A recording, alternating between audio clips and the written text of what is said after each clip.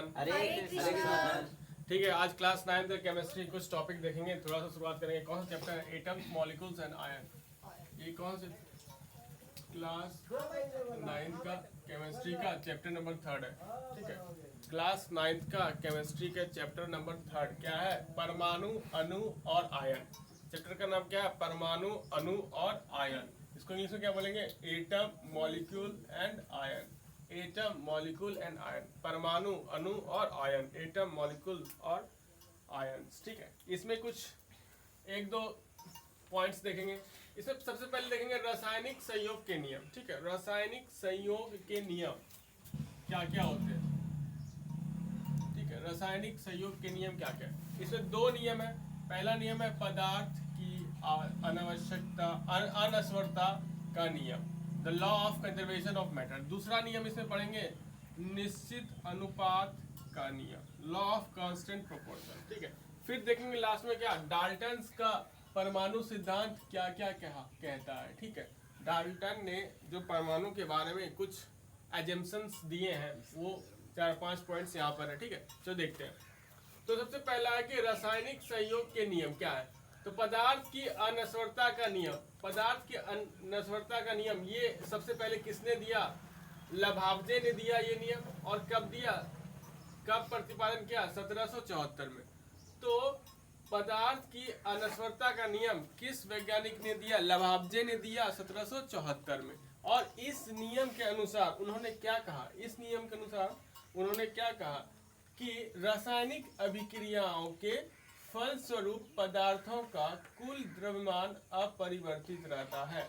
इन्होंने कहा कि कोई भी रासायनिक अभिक्रिया होगा उसमें जो भी प्रोडक्ट बनेगा और जो पहले रिएक्टेंट था, दोनों का एटॉमिक मास हमेशा क्या होगा?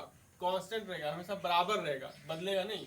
मतलब जो प्रतिफल, जो अभिकारक, दोनों का क्या होगा? द्रव्यमान बराबर होगा। ठीक है, यहाँ पे रिएक्टेंट इंग्लिश में क्या बोलते हैं? जो भी कोई दो परमाणु, दो अणु, दो पदार्थ आपस में रिएक्ट करते हैं, अभिक्रिया करते हैं, उस दोनों को क्या बोला जाता है? रिएक्टेंट। और हिंदी में क्या बोलेंगे? अभिकारक। तो अभिकारक आपस में क्या करेंगे? अभिक्रिया करेंगे। और जो बनता है अभिक्रिया के फलस्वरूप उसको क्या बोलते हैं? प्रोडक्ट। कि इसको क्या बोलते हैं? प्रतिफल, प्रोडक्ट। तो अभिकारक का द्रव्यमान प्रतिफल के द्रव्यमान के बराबर होता है। यही नियम कौन है? रासायनिक अभिक्रिया। यही नियम कौन सा है? Law of conservation of matter. यही क्या है? पदार्थ की अनस्वरता का नियम। ठीक है, यहाँ पे रिएक्टेंट का द्रव्यमान और प्रोडक्ट का द्रव्यमान हमेशा बराबर होगा, ये भी बोल सकते हैं ऐसे। या फिर क्या बोलेंगे? ये पूरा जैसे उन्होंने शब्दों में दिया है वैसे बोल देंगे कि रासायनिक अभिक्रिया के फलस्वरूप पदार्थों का कुल द्रव्यमान अपरिवर्तित रहता है। ठीक है, ये क्या हो गया? Law of conservation of matter. Law of conservation of matter कि कोई भी केमिकल रिएक्शन होगा उसमें mass of reactant is equal to mass of product. This is known as the law of conservation of matter. Next हम आएंगे, पढ़ेंगे क्या? निश्चित अनुपात का नियम। निश्चित अनुपात का नियम, law of constant proportion. Law of constant proportion, निश्चित अनुपात का नियम। ये क्या कहता है? चलो देखते हैं।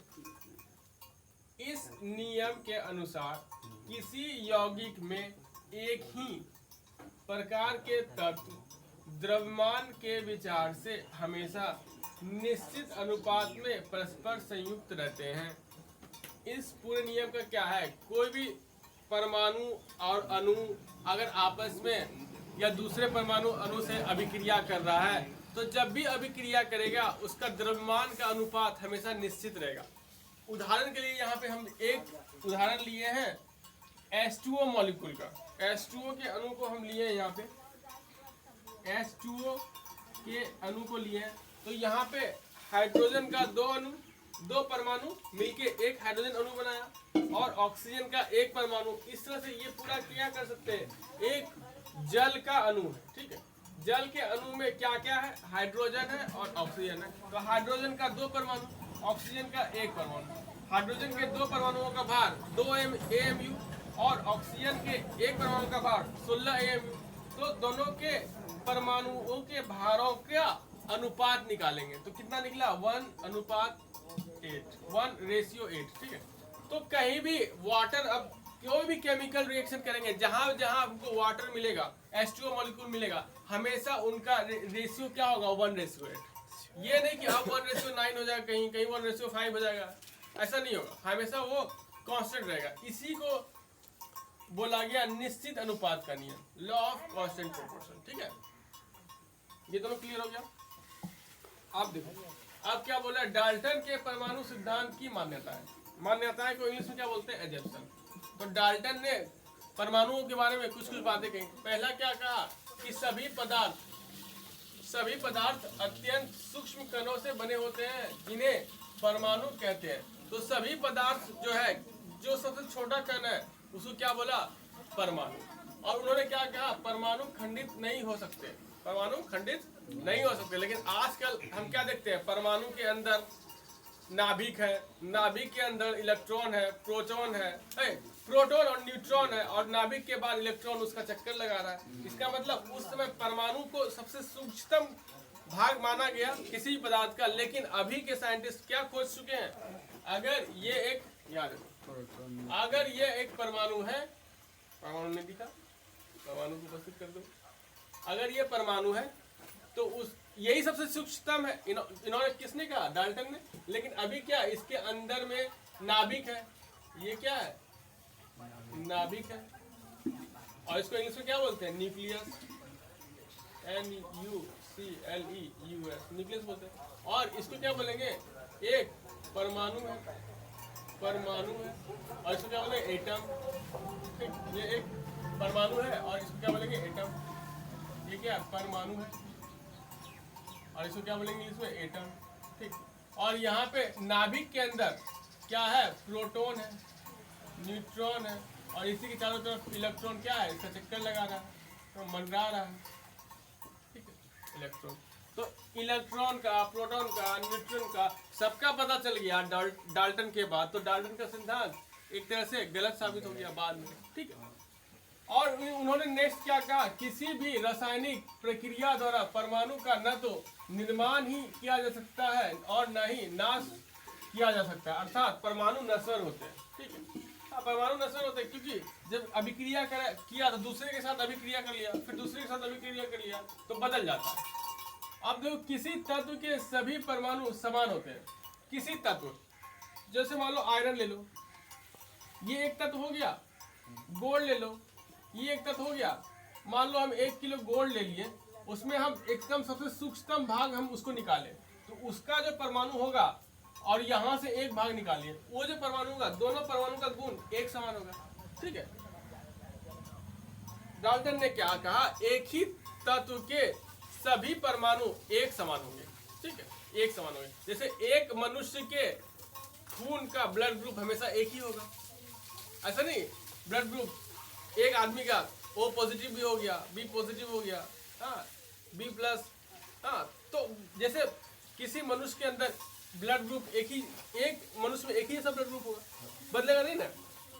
तो ठीक उसी तरह क्या होता है कि एक तत्व का परमाणु एक ही जैसा होगा, उसका मास, उसका द्रव्यमान, उसका और रासायनिक करने की संयोजकता, सब गुण उसका एक समान होगा। ठीक है, यूं तो कहे कि मान लो जैसे चीनी है, चीनी तो एक डब्बा में चीनी रखें तो सब तो मीठे ना होगा, तो खट्टा नहीं होगा। उसी तरह से तो जैसे मान लो 1 किलो सोना लिए, उसमें कहीं से भी एक टुकड़ा निकालेंगे तो सब तो गोल्डे का रहेगा, गोल्डे का परमाणु रहेगा कि आयरन का बन जाएगा, नहीं बनेगा। तो ये इस तरह समझा सकता है कि एक ही तत्व के सभी परमाणु, सभी सूक्ष्मतम कण एक ही जैसा होगा। ठीक, और दूसरा बात क्या बोला उन्होंने, विभिन्न तत्वों के परमाणु असमान होते हैं। यानी आगे एक आयरन का परमाणु ले लें, आयरन का परमाणु यानी छोटा कण, एक गोल्ड का छोटा कण ले लें, यहाँ पे रख दें, और एक आयरन का रख दें, तो यहाँ पे अगर मैग्नेट लाएंगे तो गोल्ड खींचेगा नहीं, आयरन खींच जाएगा। इसका मतलब अलग अलग तत्वों के परमाणुओं के गुण अलग अलग होते हैं। यानी ये दोनों परमाणु, ये आयरन का है, ये गोल्ड का है, दोनों असमान होगा। ठीक है, फिर क्या बोला, रासायनिक संयोग में 2 या 2 से अधिक परमाणु परस्पर संयोग करके योग बनाते हैं, ये बात ठीक है। तो रासायनिक संयोग में विभिन्न तत्वों के परमाणु सरल अनुपात में संयोग करते हैं, ये बात भी ठीक है। तो ये जो यहाँ निश्चित अनुपात का नियम है, इसी को दूसरे शब्दों में डाल्टन ने कहा है कि नहीं। अब देखो अब परमाणुओं के आकार का साइज कि कितना बड़ा है, कितना छोटा है, कितना क्या उसका, ये देखो ये क्या बन गया, गोला, एक वृत्ताकार, तो इसके त्रिज्या कितना होगा, ये सबको निकालने के लिए एक टेक्निक यूज होता है सेम। इसका फुल फॉर्म होता है scanning electron microscope. Scanning electron microscope से परमाणु के आकार का पता लगाया जाता है। और दूसरा क्या है, ईटीएम, इलेक्ट्रॉन ट्यूनलिंग माइक्रोस्कोप।